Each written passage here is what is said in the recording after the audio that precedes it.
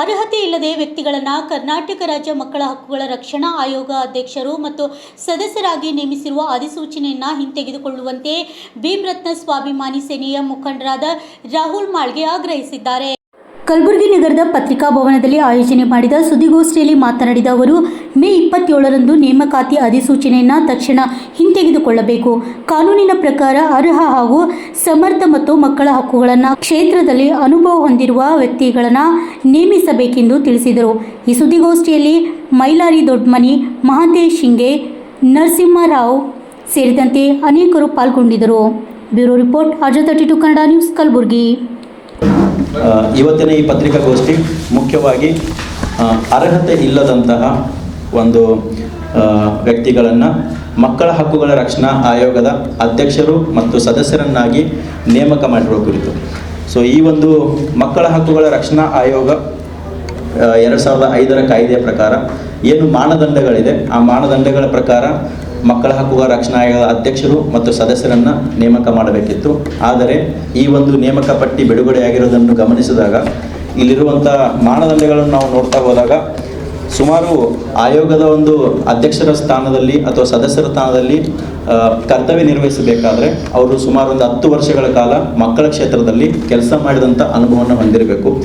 ಮಕ್ಕಳ ಹಕ್ಕುಗಳ ರಕ್ಷಣೆ, ಬಾಲಕಾರ್ಮಿಕ ಪದ್ಧತಿ, ಬಾಲ್ಯ ವಿವಾಹ, ಬಾಲಕಾರ್ಮಿಕ ಜೊತೆಗೆ ಅಪೌಷ್ಟಿಕತೆ, ಈ ರೀತಿ ಹಲವಾರು ಮಕ್ಕಳ ಸಮಸ್ಯೆಗಳನ್ನು ಬಗೆಹರಿಸುವಂಥ ನಿಟ್ಟಿನಲ್ಲಿ ಮತ್ತು ಮಕ್ಕಳ ಸಮಸ್ಯೆಗಳೊಂದಿಗೆ ಸಂಘ ಸಂಸ್ಥೆಗಳೊಂದಿಗೆ ಕೆಲಸ ಮಾಡಿದಂಥ ಅನುಭವವನ್ನು ಹೊಂದಿದಂಥವರು ಈ ಒಂದು ಸ್ಥಾನ ವಹಿಸಿಕೊಂಡು ಮಕ್ಕಳಿಗೆ ನ್ಯಾಯ ಒದಗಿಸುವಂಥ ಒಂದು ಕೆಲಸವನ್ನು ಮಾಡಬೇಕಾಗಿರುತ್ತದೆ.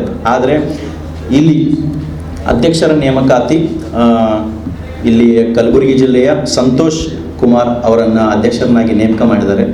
ಸೊ ನಮಗೆ ಬಂದಿರೋ ಮಾಹಿತಿ ಪ್ರಕಾರ ಸಂತೋಷ್ ಕುಮಾರ್ ಅವರು ಒಬ್ಬ ಬಿಸ್ನೆಸ್ ಮ್ಯಾನ್, ವ್ಯವಹಾರಗಳಲ್ಲಿ ತೊಡಗಿಸಿಕೊಂಡವರಾಗಿರುತ್ತಾರೆ. ಅವರು ಯಾವುದೇ ರೀತಿಯಿಂದ ಮಕ್ಕಳ ಕ್ಷೇತ್ರದಲ್ಲಿ ಅಥವಾ ಸಂಘ ಸಂಸ್ಥೆಗಳೊಂದಿಗೆ ಕೆಲಸ ಮಾಡಿದ ಅನುಭವ ಅವರಿಗೆ ಇರೋದಿಲ್ಲ.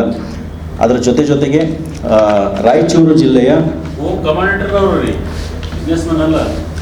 ಹಾಂ ಸರ್, ಅದು ಹೋಮ್ ಕಮಾಂಡೇಟರ್ ಅದರ ಸರ್. ಅದರ ಮಕ್ಕಳ ಕ್ಷೇತ್ರದಲ್ಲಿ ಕೆಲಸ ಮಾಡಿದಂಥ ಯಾವುದೇ ಅವರಿಗೆ ಅವರು ಹೋಮ್ ಕಮಾಂಡೇಟರ್ ಇದ್ದಾರೆ. ಆದರೆ ಮಕ್ಕಳ ಕ್ಷೇತ್ರದಲ್ಲಿ ಸಂಘ ಸಂಸ್ಥೆಗಳೊಂದಿಗೆ, NGOಗಳ ಜೊತೆ ಅಥವಾ ಮಕ್ಕಳ ಹಕ್ಕುಗಳ ರಕ್ಷಣಾ ಘಟಕದೊಂದಿಗೆ ಯಾವುದೇ ಒಂದು ಕೆಲಸದಲ್ಲಿ ಅವರು ಭಾಗವಹಿಸಿರುವುದಿಲ್ಲ. ಅವರಿಗೆ ಮಕ್ಕಳ ಕ್ಷೇತ್ರದಲ್ಲಿ ಕೆಲಸ ಮಾಡಿದಂಥ ಅನುಭವ ಕೂಡ ಇರುವುದಿಲ್ಲ. ರಾಯಚೂರು ಜಿಲ್ಲೆಯ ಸಿಂಧನೂರು ತಾಲೂಕಿನ ಸತ್ಯನಾರಾಯಣ ಶೆಟ್ಟಿ ಅವರು ಕೂಡ ಈ ಒಂದು ಸದಸ್ಯ ಸ್ಥಾನದಲ್ಲಿ ಅವರನ್ನು ಆಯ್ಕೆ ಮಾಡಲಾಗಿದೆ. ಅವರು ಕೂಡ ಆಕ್ಸ್ಫರ್ಡ್ ಶಿಕ್ಷಣ ಸಂಸ್ಥೆಯ ಒಂದು ಸಂಸ್ಥಾಪಕರಾಗಿ ಮತ್ತು ಅದರಲ್ಲಿರುವಂಥ ಕಾರ್ಯಚಟುವಟಿಕೆಗಳ ಜೊತೆ ಅವರು ನಡೆದುಕೊಂಡಿದ್ದಾರೆ ಅಂತೇಳಿ ನಮಗೆಲ್ಲ ತಿಳಿದು ಬಂದಿರೋದ್ರಿಂದ ಅವರು ಕೂಡ ಯಾವುದೇ ರೀತಿಯಿಂದ ಮಕ್ಕಳ ಕ್ಷೇತ್ರದಲ್ಲಿ ಅಥವಾ ಈ ಬಾಲಕಾರ್ಮಿಕ ಪದ್ಧತಿ, ಬಾಲ್ಯ ವಿವಾಹ ಪದ್ಧತಿ, ಅಪೌಷ್ಟಿಕ ಮಕ್ಕಳು, ಈ ಒಂದು ಕ್ಷೇತ್ರದಲ್ಲಿ ಅವರು ಕೆಲಸ ಮಾಡಿದ ಅನುಭವ ಇರೋದ್ರಿಂದ ಆದ ಕಾರಣ ಅವರು ಕೂಡ ಇದಕ್ಕೆ ಸಮಂಜಸ ಅಲ್ಲ ಎಂದು ನಮಗೆ ಅನಿಸುತ್ತದೆ. ಇದೇ ರೀತಿ ಬೀದರ್ ಜಿಲ್ಲೆಯ ಹುಮ್ನಾಬಾದ್ ತಾಲೂಕಿನ ಜಗನ್ನಾಥ್ ಅಲ್ಮಡಿಗೆ ಅವರು ಕೂಡ ಅವರನ್ನು ಕೂಡ ಈ ಒಂದು ಸದಸ್ಯರ ಸ್ಥಾನದಲ್ಲಿ ನೇಮಕ ಮಾಡಿದ್ದಾರೆ. ಅವರು ಕೂಡ ಪ್ರೈವೇಟ್ ಸಂಘ ಸಂಸ್ಥೆಗಳೊಂದಿಗೆ ವಿಲೀನವಾಗಿ ಕೆಲಸ ಮಾಡ್ತಿದ್ದಾರೆ. ಅವರು ಕೂಡ ಯಾವುದೇ CJB ಅಥವಾ JJB ಅಥವಾ CWC ಇಂಥ ಒಂದು ಸಂಘಟನೆಗಳೊಂದಿಗೆ, ಸಂಘದೊಂದಿಗೆ ಅಥವಾ ಸರ್ಕಾರಿ ಸಂಸ್ಥೆಗಳೊಂದಿಗೆ ಕೆಲಸ ಮಾಡಿದ ಅನುಭವವನ್ನು ಅವರು ಕೂಡ ಹೊಂದಿರುವುದಿಲ್ಲ. ಮತ್ತು ಈ ಆಯ್ಕೆ ಪ್ರಕ್ರಿಯೆ ನಡೆದಿರೋದು ಯಾವ ರೀತಿಯಪ್ಪ ಅಂದರೆ, ಆಯ್ಕೆ ಪ್ರಕ್ರಿಯೆಯಲ್ಲಿ ನಾವು ನೇಮಕಾತಿಯ ಏನು ನಿಯಮಾವಳಿಗಳದ ಆ ನಿಯಮಾವಳಿಗಳ ಪ್ರಕಾರ ಈ ನೇಮಕಾತಿ ನಡೆದಿಲ್ಲ ಅಂತೇಳಿ ಅನಿಸ್ತದೆ. ಯಾಕಂದರೆ ಇಲ್ಲಿ ಮಕ್ಕಳ ಹಕ್ಕು ರಕ್ಷಣಾ ಆಯೋಗದ ನೇಮಕಾತಿ ನಿಯಮಗಳನ್ನು, ಮಾನದಂಡಗಳನ್ನು ಸರಿಯಾಗಿ ಪಾಲನೆಯನ್ನು ಮಾಡಿಲ್ಲ. ಅದೇ ರೀತಿ ಆಯ್ಕೆ ಹೊರಡಿಸಿದ ಅಧಿಸೂಚನೆ ಮುಖ್ಯಮಂತ್ರಿಗಳು ಮತ್ತು ಮಂತ್ರಿಗಳು ಇಲಾಖೆಯಲ್ಲಿ ಇಲ್ಲದೇ ಇದ್ದಂಥ ಸಂದರ್ಭದಲ್ಲಿ ಈ ಪ್ರಕಟಣೆಯನ್ನು ಹೊರಬಿಡಿಸಿದ್ದಾರೆ. ಅದ್ರ ಜೊತೆ ಆಯೋಗದ ಅಧ್ಯಕ್ಷರನ್ನಾಗಿ ಅಧ್ಯಕ್ಷರು ಮತ್ತು 6 ಜನ ಸದಸ್ಯರನ್ನ ಏಕಕಾಲಕ್ಕೆ ನೇಮಕಾತಿ ಮಾಡಬೇಕು. ಆದರೆ ಅದನ್ನು ಕೂಡ 2025ರಲ್ಲಿನೇ ಅದೊಂದು ಕಾಯ್ದೆ ಆಗಿರೋದ್ರಿಂದ ಇಲ್ಲಿ ಅಧ್ಯಕ್ಷರು ಮತ್ತು 3 ಜನ ಸದಸ್ಯರನ್ನ ಮಾತ್ರ ನೇಮಕ ಮಾಡಿದ್ದಾರೆ.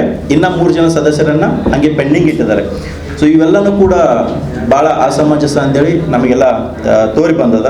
ಅದ್ರ ಜೊತೆ ನಮ್ಮ ಬೇಡಿಕೆಗಳು ಏನಪ್ಪ ಅಂದರೆ, ಈ 27/5/2026 ನೇಮಕಾತಿ ಅಧಿಸೂಚನೆಯನ್ನು ಮತ್ತೊಮ್ಮೆ ಹಿಂತೆಗೆದುಕೊಳ್ಳಬೇಕು. ಮತ್ತು ಕಾನೂನಾತ್ಮಕವಾಗಿ ಮಕ್ಕಳ ಹಕ್ಕುಗಳ ರಕ್ಷಣಾ ಕ್ಷೇತ್ರದಲ್ಲಿ ಕೆಲಸ ಮಾಡಿದಂತಹ ವ್ಯಕ್ತಿಗಳನ್ನು, ಅರ್ಹ ವ್ಯಕ್ತಿಗಳನ್ನು ಈ ಒಂದು ಸ್ಥಾನದಲ್ಲಿ ಪರಿಶೀಲನೆ ಮಾಡಿ ಆಯ್ಕೆ ಮಾಡಬೇಕು. ಅದ್ರ ಜೊತೆಗೆ ಆಯ್ಕೆ ಕುರಿತಂತಹ ಒಂದು ಪಾರದರ್ಶಕತೆ ಅದನ್ನು ಪ್ರಕಟಣೆ ಮಾಡಬೇಕು. ಅದ್ರ ಜೊತೆ ಗೊತ್ತಿರಿ ವ್ಯಕ್ತಿಗಳು, ಯಾಕಂದ್ರೆ ನೀವು ಬಿಸ್ನೆಸ್ ಮಾಡಲತ್ತೀರಿ, ಅವ್ರು ಸರ್ವಿಸ್ ಮಾಡೋಂತಹ ಬೇರೆಯವರು ಸರ್ವಿಸ್ನಾಗ ಅಂದ್ರೆ ಸರ್ಕಾರದಾಗಿ ಮಂತ್ರಿದಾಗಿ ಮಾಡ್ಯಾರಲ್ಲ ಇದು ಸರ್ 27ನೇ ತಾರೀಕಿಗೆ ಇದು ಒಂದು ಪ್ರಕಟಣೆ ಹೊರಗೆ ಬಂದದ್ರಿ. ಈ ಲಿಸ್ಟ್ ಬಿಡುಗಡೆ ಮಾಡಿದ್ದು ಅಧ್ಯಕ್ಷ ಸ್ಥಾನ, ಸದಸ್ಯ ಸ್ಥಾನ ಆಯ್ಕೆ ಮಾಡಿದ್ದು 27ನೇ ತಾರೀಕಿಗೆ. ಮಂತ್ರಿ ಸ್ಥಾನಗಳು ಯಾವುದು ಕೂಡ ಅವತ್ತಿರಲಿಲ್ಲ ಸರ್. ಸೊ ಹಂಗಾಗಿ ಇದು 2 ಮಂತ್ರಿ ಸ್ಥಾನ 3ನೇ ತಾರೀಕಿಗೆ ಅವರೇನು ಪ್ರಮಾಣ ವಚನ ಸ್ವೀಕಾರ ಮಾಡ್ರೆ ಅದಕ್ಕಿಂತ ಮೊದಲೇ ಆಗಿರೋದು. ಸೊ ಹಂಗಾಗಿ ಇದನ್ನು ಮತ್ತೊಮ್ಮೆ ಪರಿಶೀಲನೆ ಮಾಡಿ ಅರ್ಹ ವ್ಯಕ್ತಿಗಳನ್ನು ಆಯ್ಕೆ ಮಾಡಬೇಕಂತೇಳಿ ನಮ್ಮದೊಂದು ಕೋರಿಕೆ ಇದೆ ಸರ್. ಇದರಲ್ಲಿ ಅಧ್ಯಕ್ಷರು ಮೊದಲು